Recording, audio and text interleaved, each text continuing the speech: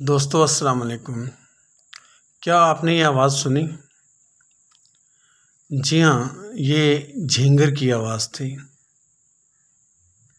झींगर एक बहुत छोटा सा बेज़र सा कीड़ा जो इतना छोटा होता है कि बावजूद हमारे ढूंढने के हमें मिलता नहीं, लेकिन इसकी आवाज़ कभी कभी कानों के अंदर इस तरह से घुस जाती है कि कभी कभी गुस्सा आने लगता है।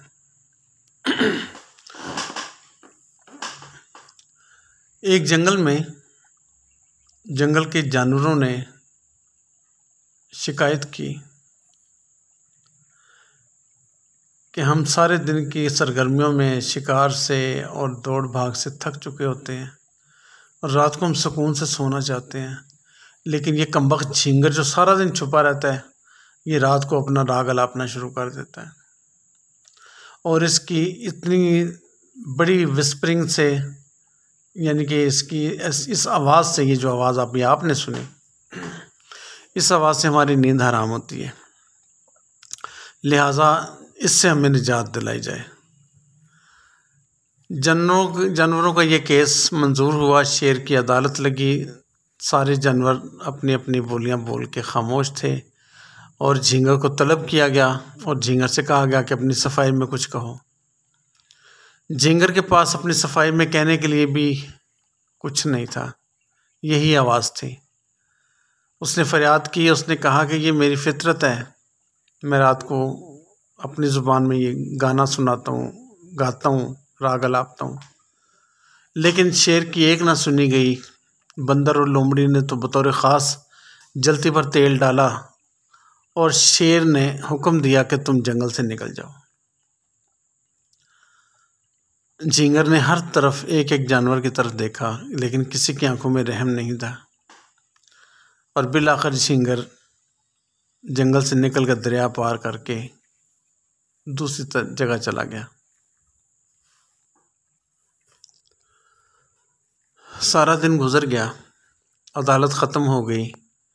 शेर अपने शिकार के लिए निकल खड़ा हुआ, बंदर अपनी दरख्त पर कलांचे भरने के लिए चला गया, बकरियां अपने पत्ते खाने के लिए चली गई, हाथी अपनी सूंड लहलाता हुआ तालाब की जानिब चला गया, लोमड़ी अपने शिकार पर रवाना हो गई। गर्ज सारे के सारे जानवर अपने अपने कामों में लग गए। शाम ढले, सब जानवर थके हारे अपने अपने घरों की तरफ आए। चिड़ियाँ अपने घोंसले में, बकरियां अपनी कचार अपने बिल में, शेर अपनी कचार में, हाथी अपने दरख्तों के झुंड में। ये सब जानवर अपने अपने आराम करने के लिए, रीछ अपने भट्ट में आए, चूहे अपने बिल में घुस गए और सब बड़े खुश थे कि आज हम जी भर के सोएंगे, आज हम सुकून से सोएंगे, आज उस कमबख्त झींगर की आवाज़ हमें तंग नहीं करेगी। लेकिन ये क्या, सारे जानवरों ने आंखें बंद की, बकरियों ने आंखें बंद करके जुगाली ख़त्म कर ली, रीछ ने भी अपने बच्चों के साथ जो चोलें करनी थी वो कर ली, अब वो भी आंखें बंद किए लेटा था। शेर अपनी कछार में अपने दांत वगैरह नकोसते हुए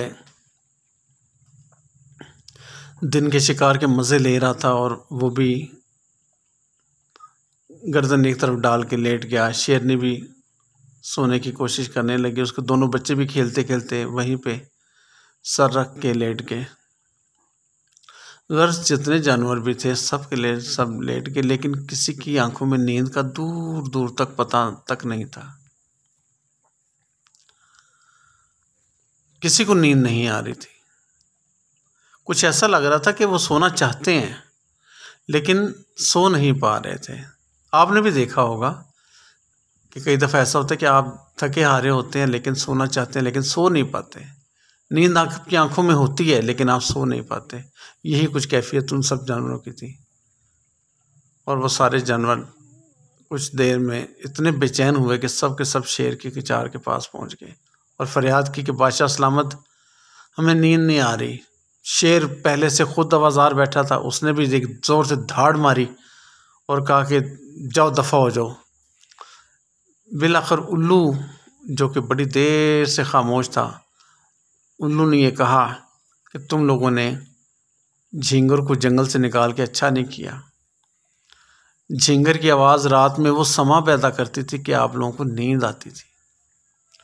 अल्लाह ताला ने कोई भी चीज़ बेकार पैदा नहीं की। अल्लाह ने इस झींगर को हमारी नींद को महमेज देने के लिए पैदा किया है। सारे जानवर अपनी अपनी जगह पे बहुत शर्मिंदा थे। बिलाखिर उल्लू ही ने शेर की इजाज़त से यह फ़र्ज संभाला और वो उड़ के गया, चूँकि वो रात का परिंदा और रात उसकी नज़र भी बहुत तेज़ है, और वो दरिया पार उड़ के गया और उसने बिलाखिर झींगर को ढूंढ लिया। और उसने जाके झींगर को फरियाद की कि खुदा के लिए वापस आ जाओ, सब जानवर तुम्हें ढूंढ रहे हैं और हम सब तुमसे शर्मिंदा हैं। और बड़ी मुश्किल से उसको मना के वो ले आया। उल्लू के मनाने पर झींगर वापस आ गया। सब जानवरों ने उससे माफ़ी मांगी और शेर ने सबको हुक्म दिया कि अपने अपने घरों में चले जाओ। चिड़ियाँ अपने घोंसले में आंखें बंद करके बैठी थीं। बकरियाँ अपने इलाके में बैठी थीं। नीलगाय अपने इलाके में बैठी थी आंखें बंद करके। और थोड़ी ही देर में सबको आहिस्ता आहिस्ता नींद आ गई। थोड़ी सी देर गुजरी थी कि सब के सब सो रहे थे और झींगर गा रहा था।